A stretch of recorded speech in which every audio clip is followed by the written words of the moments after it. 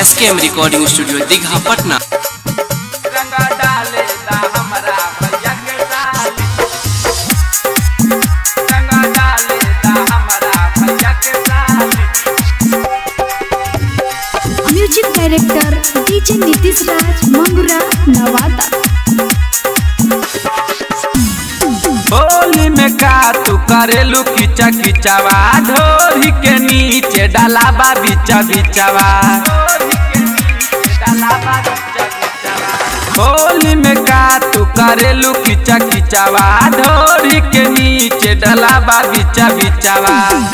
गोरे गोरे गलिया पर लाल लाली हे गे, गोरे गोरे गलिया पर लाल लाली।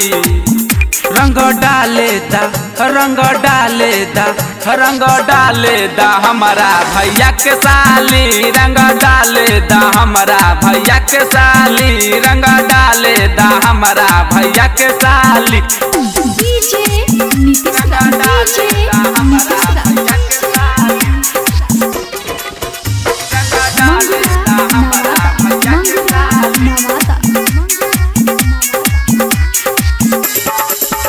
भौजी संगे घूमे अइलू साली हमारा गाँव में, रंगवा गुलाल डालब लहंगा के भीतर, लहंगा के भीतर।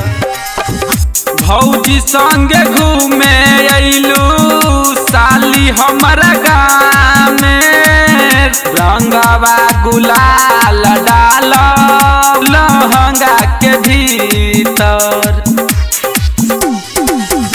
गोरे गोरे गलिया पर लाल लाली हे गे, गोरे गोरे गलिया पर लाल लाली। रंग डाले दा रंग डाले दा रंग डाले दा हमारा भैया के साली, रंग डाले दा हमारा भैया के साली, रंग डाले दा हमारा भैया के साली। डीजे नीतीश राज, डीजे नीतीश राज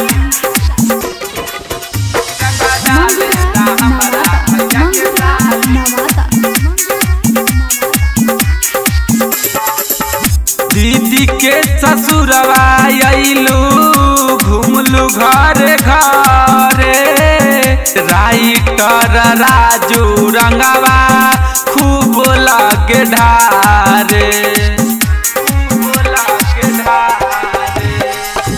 दीदी के ससुरवा अइलू घूमलू घरे घरे, राइटर राजू रंगवा खूब लगे ढारे।